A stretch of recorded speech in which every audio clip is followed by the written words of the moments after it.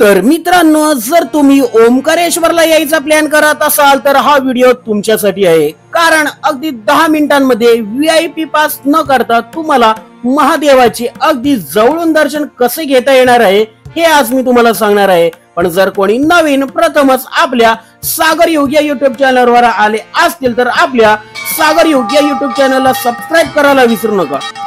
तर चला सुरू करूयात आजचा व्हिडिओ। तर मित्रांनो, मध्य प्रदेश मधल्या खंडवा जिल्ह्यामध्ये नर्मदेच्या पवित्र तीरावर प्रसिद्ध असे ओमकारेश्वर आणि ममलेश्वर ज्योतिर्लिंग वसलेले आहे।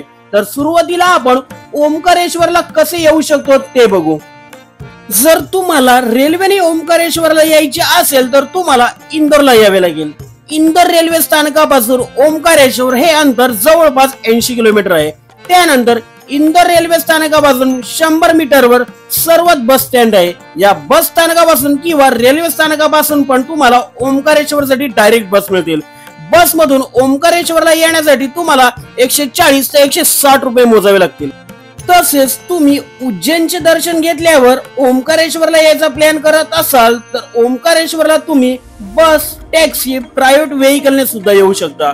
उज्जैन पासून तुम्ही बसने ओमकारेश्वरला जाणार असाल तर त्यासाठी तुम्हाला AC बसचे भाडे हे येऊन जाऊन 520 रुपये, त्यानंतर डिलक्स बसचे भाडे हे 400 रुपये आणि ऑर्डिनरी बसचे भाडे हे येऊन जाऊन 320 रुपये आहे। तसेच जर तुम्हाला प्रायव्हेट टॅक्सीने इंदोर पासून ओमकारेश्वरला यायचे असेल तर त्यासाठी तुम्हाला 2000 ते 2500 रुपयापर्यंत भाडे द्यावे लागेल। आणि जर तुम्हाला उज्जैन पासून प्रायव्हेट टॅक्सीने ओमकारेश्वरला यायचे असेल तर त्यासाठी तुम्हाला 4000 ते 5000 रुपये भाडे द्यावे लागेल। ओमकारेश्वरला आल्यावर बसवाले तुम्हाला नवीन बस स्टॉपवर उतरवतात। येथून ओमकारेश्वर मंदिर हे 4 ते 5 किलोमीटरवर आहे। येथे तुम्ही ऑटोने जाऊ शकता आणि याकरता ऑटो करता तुम्हाला पर पर्सन 20 ते 30 रुपये भरावे लागतात। आता आपण आलेलो आहोत ओमकारेश्वरच्या मार्केटमध्ये। तर या मार्केट जवळच बऱ्याच धर्मशाळा आणि हॉटेल्स येथे राहण्यासाठी उपलब्ध आहेत। अगदी 500 रुपयापासूनच्या धर्मशाळेपासून ते 2 ते 3 हजारापर्यंत तुम्हाला इथे राहण्यासाठी आरामात रूम मिळतील। आम्ही नर्मदा नदीच्या एकदम जवळ असणाऱ्या श्री रेवा दर्शन या हॉटेलमध्ये राहायला थांबलो होतो। तुम्ही बघू शकता की या हॉटेलमधील रूम किती छान आणि क्लीन आहेत आणि बाहेरच तुम्ही बघू शकता सुंदर अशी नर्मदा नदी। आम्हाला 4 जणांना 2000 रुपये मध्ये येथे AC रूम मिळाले होते। या हॉटेलच्या मोबाईल नंबरवर कॉल करून तुम्ही येथे रूम बुक करू शकता। तर चला आता आपण जाणार आहोत ओमकारेश्वर मंदिरात दर्शनाकरता। मी सुरुवातीला तुम्हाला सांगितल्याप्रमाणे तुम्हाला फक्त 10 मिनिटांमध्ये VIP पास न करता महादेवाचे अगदी जवळून दर्शन कसे करायचे ते सांगतो। तर मित्रांनो, मंदिर पहाटे 4:30च्या आसपास दर्शनाकरता ओपन होते। त्यामुळे जर तुम्ही 4 वाजल्यापासून मंदिराबाहेर दर्शनाकरता उभे राहिलात तर तुम्हाला सुद्धा 5 ते 10 मिनिटांमध्ये महादेवाचे अगदी जवळून दर्शन होईल। आम्ही पहाटे 4 वाजल्यापासून मंदिराबाहेर दर्शनाकरता उभे राहिले होतो आणि तुम्ही बघू शकता की आम्हाला महादेवाचे किती छान असे दर्शन घडले आहे। तर तुम्ही सुद्धा माझ्यासोबत महादेवाचे दर्शन करून घ्या। ओमकारेश्वर मंदिर हे एकूण 5 मजली आहे आणि 5व्या मजल्यावर ओमकारेश्वर मंदिरातील महादेवाची शिवपिंड आहे आणि येथूनच तुम्हाला ममलेश्वर ज्योतिर्लिंगाकडे जाण्याचा मार्ग आहे। ममलेश्वर ज्योतिर्लिंगाचे दर्शन घेतले नाही तर ओमकारेश्वर ज्योतिर्लिंगाचे दर्शन पूर्ण होत नाही असे सांगितले जाते। त्यामुळे ओमकारेश्वर ज्योतिर्लिंगाच्या दर्शनासोबतच ममलेश्वर ज्योतिर्लिंगाचे दर्शन घेणे सुद्धा आवश्यक आहे। तर चला आता आपण जाऊ ममलेश्वर ज्योतिर्लिंगाचे दर्शन करण्याकरता। तर नर्मदा नदीच्या दुसऱ्या तीरावर ममलेश्वर ज्योतिर्लिंग आहे। येथे तुम्ही झुला पुलावरून जाऊ शकता किंवा होडीने सुद्धा जाऊ शकता। ओमकारेश्वर मंदिरापासून ममलेश्वर ज्योतिर्लिंग हे फक्त 15 मिनिटांवरती आहे। तर या ठिकाणी आता आपण महादेवाचे दर्शन घेऊ।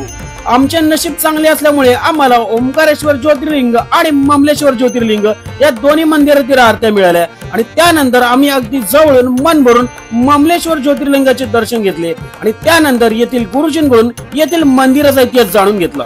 पांडवन के ये 5 मंदिर और वो बृहद मंदिर है। फिर अहिल्याबाई आई अपनी, अहिल्याबाई तो ने फिर ये मंदिर बनाया वैसा वैसे वही नक्शा अहिल्याबाई ने बनाया ये मंदिर ऐसा कैसा ही। फिर इसमें नई मूर्ति प्रांत प्रतिष्ठा कराई। पहला पांडवन ने कराई, पांडवन ने वो मंदिर में कराई बाजू वाले में, फिर वो पुराना हो गया नया ने कराया अहिल्याबाई ने स्थापित। ऐसा कैसे योगी तो वही मंदिर है वही मूर्ति। यानंतर येते ती ओमकारेश्वर परिक्रमा। तर ओंकारेश्वर परिक्रमा ही एकूण 7 ते 8 किलोमीटरची आहे। या ठिकाणी तुम्हाला ओंकारेश्वर मंदिर जे ओम आकाराच्या बेटावर वसलेले आहे त्या बेटाला पूर्ण प्रदक्षिणा घालावी लागते आणि या परिक्रमेदरम्यान तुम्हाला केदारेश्वर मंदिर, ऋणमुक्तेश्वर मंदिर, राधाकृष्ण मंदिर, मां नर्मदा मंदिर, मां कालिका मंदिर, प्राचीन असे गौरी सोमनाथ मंदिर, पाताल हनुमान मंदिर आणि सिद्धेश्वर मंदिर अशा बऱ्याच मंदिरांचे दर्शन मिळते। तर मित्रांनो, आपण पुढचा व्हिडिओ हा ओंकारेश्वर परिक्रमेचा करणार आहोत आणि या व्हिडिओमध्ये आपण नर्मदा परिक्रमा म्हणजेच ओंकारेश्वर परिक्रमा आणि काही प्राचीन मंदिरांची माहिती बघणार आहोत। तर नक्कीच पुढचे व्हिडिओ बघण्यासाठी आपल्या सागर युग या YouTube चॅनलला सबस्क्राईब करा आणि हा व्हिडिओ आवडला असल्यास व्हिडिओला लाईक करून व्हिडिओ आपल्या मित्र परिवारामध्ये नक्की शेअर करा। धन्यवाद।